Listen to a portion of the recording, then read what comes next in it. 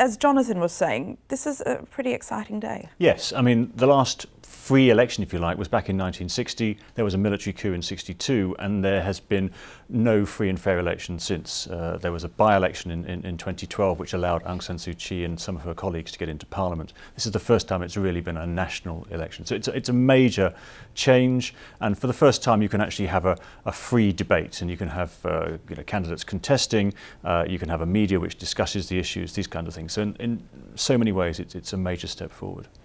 How about the electoral infrastructure that the country has? I mean, Jonathan was sort of hinting towards the complexity of it all, but how long before we see some sort of result? You get a very distorted view if you just stay in Yangon. I mean, more than 2/3 of the population live in villages, and of those villages, something like 20% have electricity. So the vast majority have no electricity, they have no televisions, they have no access to daily newspapers, they don't have smartphones, or certainly not the internet. So it's a completely different world outside the capital or the big cities.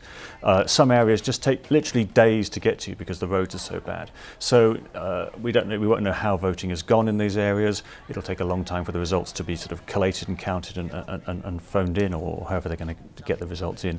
So it could be many days before we hear a result, and there are many reports of, for example, the electoral rolls are not being filled out properly. Some people will get to the polling stations and find their names aren't on the list. All these kind of problems are likely to come up.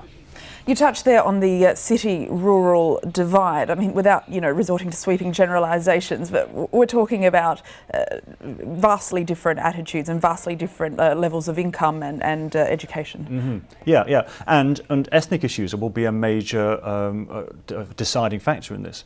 You have the Bama majority who live in the lowlands, and then all around you have minorities who are not always happy to be considered to be part of one state. I mean, in many cases you still have armed conflicts going on around the borders, and elections are not taking place in some of those areas.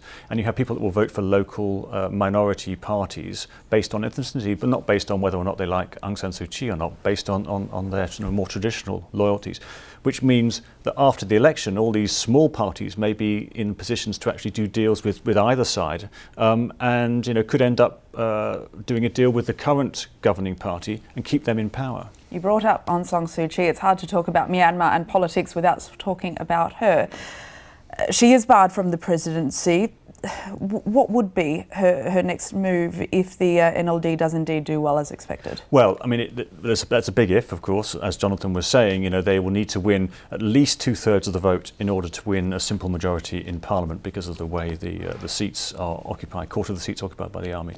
She can't be president or vice president, but she said in a press conference last week that she would be above the presidency if that came. Her party would appoint or nominate a candidate, vote for that person, and that somehow she would in effect control the president, which obviously raised a few eyebrows.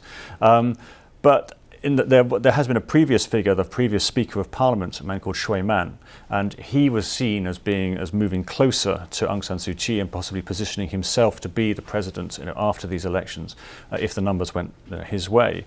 But during August there was in effect a military coup against him. Literally the soldiers surrounded the party building and turfed him out of office, and so he's sort of not really considered a figure. So it's not clear what the National League for Democracy would try and, who they would try and put forward as a candidate. As you said, Bill, that's still a long way down the track, so we'll leave it there. Thank you so much for giving us that insight there. And as you can imagine, there is a lot to discuss. There is a full coverage of the results as they come in, and you can get a lot more by logging on to the website.